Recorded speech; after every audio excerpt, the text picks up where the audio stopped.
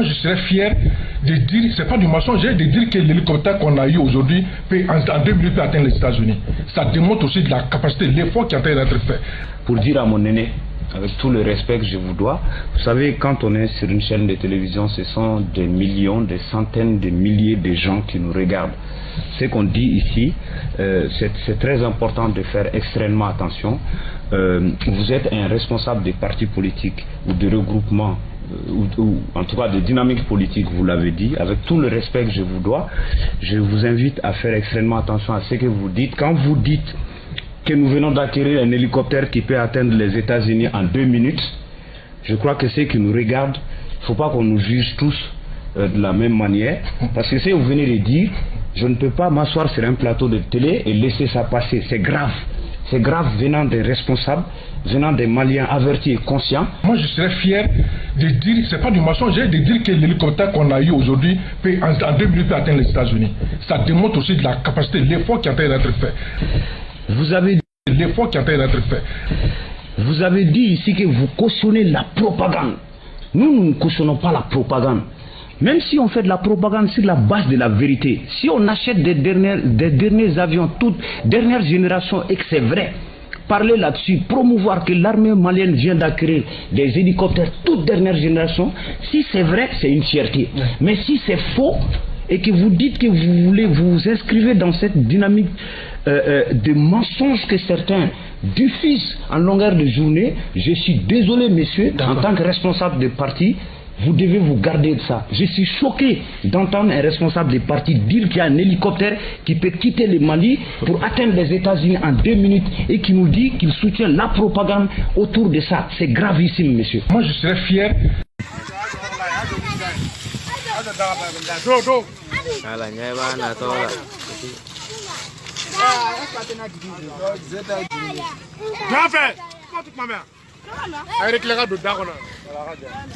Voilà. Hey, ça va prendre.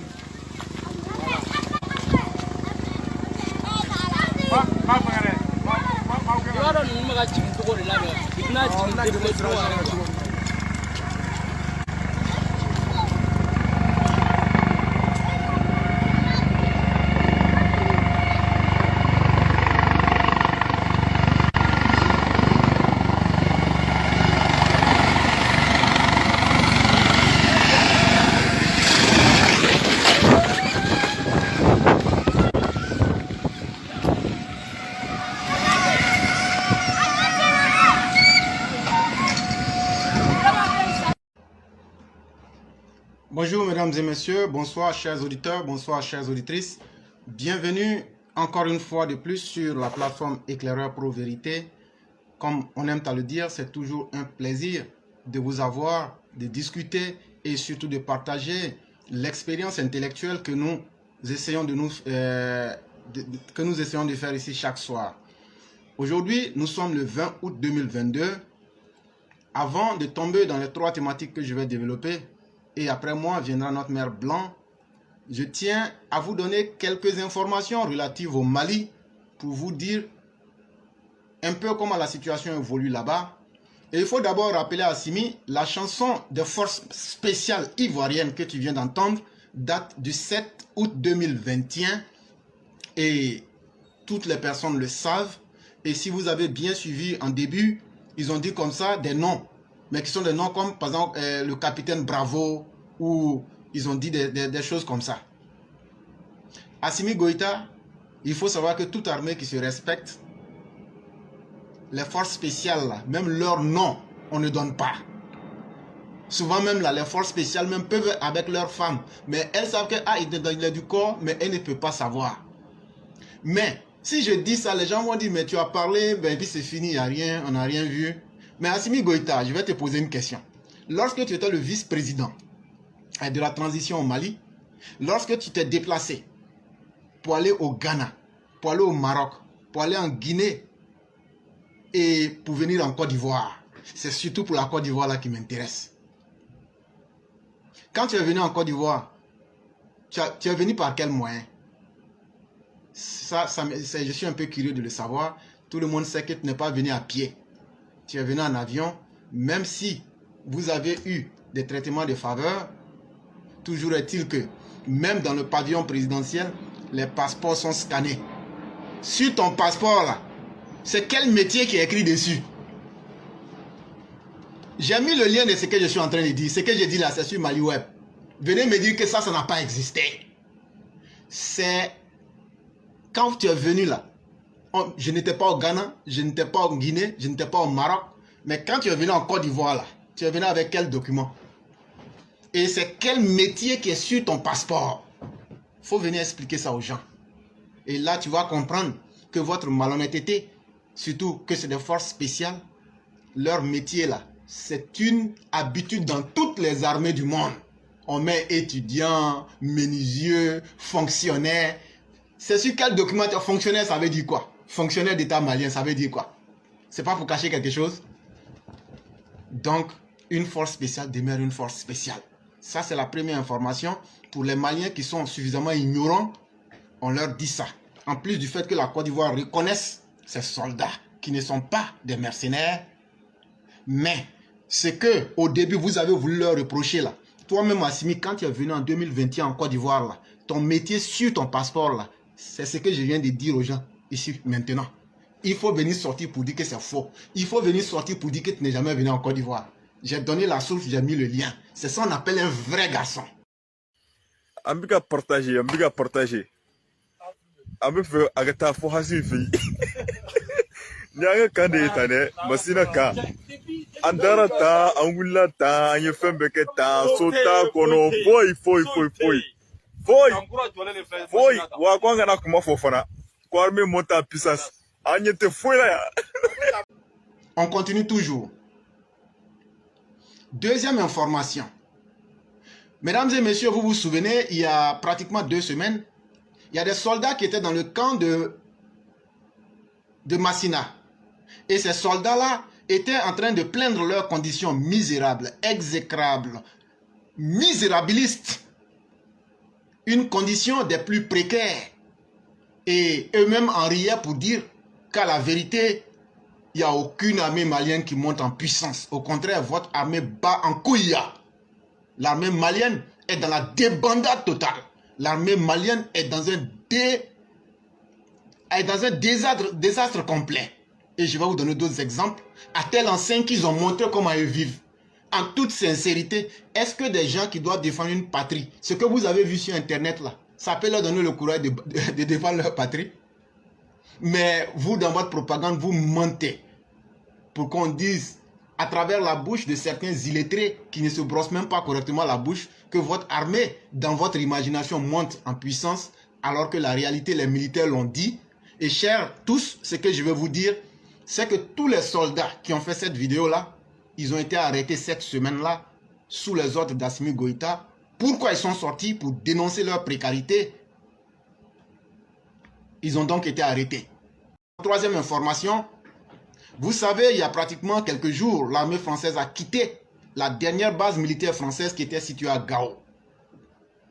Et donc, cette armée des Famans, l'une des plus pauvres de la planète Terre, n'ayant même pas de camp comme les autres qui avaient dit que l'armée, ceux qui ont été arrêtés, ils étaient heureux. Ils disent, ah, on a eu un camp. Les Français sont partis, on a eu un nouveau camp. Et donc, l'état-major malien a invité les soldats maliens à aller occuper ce nouveau camp-là. Et là, jusqu'en ce moment où je vous parle, ils en ont été incapables. Parce que les soldats disent qu'eux, ils ont peur pour leur vie et qu'ils ne veulent pas se faire massacrer. Et donc, ils ont envoyé une réponse de non à leur état-major. Parce qu'ils ne veulent pas être les dindons de la farce. Et on va terminer pour montrer que l'armée malienne bat totalement en couille. Il y a pratiquement 2 heures du temps maintenant, il y a une ville. Ils avaient l'un de leurs centres de santé là-bas, qui était crucial dans toute la région de Sikasso. Cette région, ou cette bourgade s'appelle Quignon. Et elle est située à 70 km de Sikasso. Et ce centre de santé a été malheureusement attaqué. Et l'armée qui est si puissante n'a pas pu réagir. Et les populations étaient dans le dépourvu. Comme vous pouvez le voir sur la vidéo que j'ai balancée. Vous pouvez voir ça là-bas. Et donc, quand on nous dit que cette armée-là monte en puissance, je dis que c'est pour les idiots. Sinon, la réalité, elle est misérabiliste. Voilà, ne kian se serafu de kono la eta. Ne kian se serafu kono la eta wallahi. Mo no na chenu muka bi ne se serafu kono la eta. Voilà. Non ne se serafu kono la de wallahi. Ne pharmacie niveau. Enfin, les pharmacies niveau.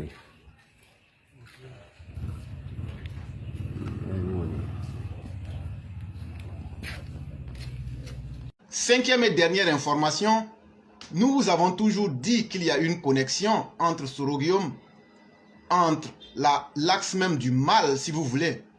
C'est-à-dire aujourd'hui, toute l'opposition ivoirienne, les soroïstes et la junte au Mali veulent tout faire selon eux pour déstabiliser la Côte d'Ivoire et donc, dans leur plan funeste, Pulchéri Balé, que certains appellent ici Pulchéri Galeuse, est un élément central du dispositif. Et comme je le dis, ce n'est pas moi-même qui le dis.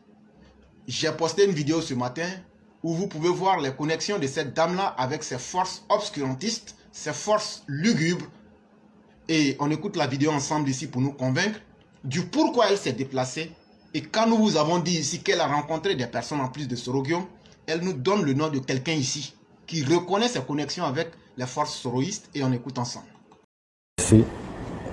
Moi c'est Sidi El Mokhtar Kounta, président de la coordination des mouvements soroïstes du Mali. Et d'autre part, je suis leader d'un mouvement patriotique malien qu'on appelle UPM. Voilà. Parle-nous un peu du mouvement soroïste au Mali. Bon, la coordination des mouvements soroïstes du Mali est un ensemble de mouvements que nous avons pu fédérer sur place ici pour vraiment piloter, c'est-à-dire passer les messages du président Guillaume Soro au niveau de la communauté ivoirienne résidente au Mali. Une semaine avant la tenue de la ville morte du 19 juillet, une personne de la société civile du Mali, notamment le président de Unis pour Mali, qui est un mouvement patriotique, m'a contacté à travers un ami et m'a invité à venir me reposer au Mali. Qui m'a invité au Mali? J'ai dit, c'est un président d'un mouvement patriotique qui s'appelle Sidi El Mokhtar. C'est la Pulmanchin Galeuse qui vient de parler. Et elle vous dit clairement que c'est un des leaders de Soroguium qui se proclame lui-même comme quelqu'un qui fédère les groupes soroïstes à partir du Mali pour mener leurs opérations malsaines en Côte d'Ivoire qu'elle a rencontrées. Mais en plus de ce dernier, sachez bel et bien qu'elle a pu rencontrer aussi Soroguium à l'hôtel Nord-Sud de Bamako. C'est très important. Et pour ceux qui veulent encore bien se convaincre, nous sommes encore sur la terre des vivants, on n'est pas encore morts. Allez reprendre le Chris Yapi Show du 6 août 2022 et déjà Soroguium disait que Laurent Gbagbo et Bédié ne seraient pas à la rencontre de Yamoussoukro. Et comment il a su ça? Comment lui peut lire l'avenir? C'est parce qu'à travers Pulchéri Balé, ils ont fait passer l'information de ce qu'ils allaient faire. Et donc tout ceci étant clair, on va maintenant procéder à nos sujets qui sont les plus importants pour nous.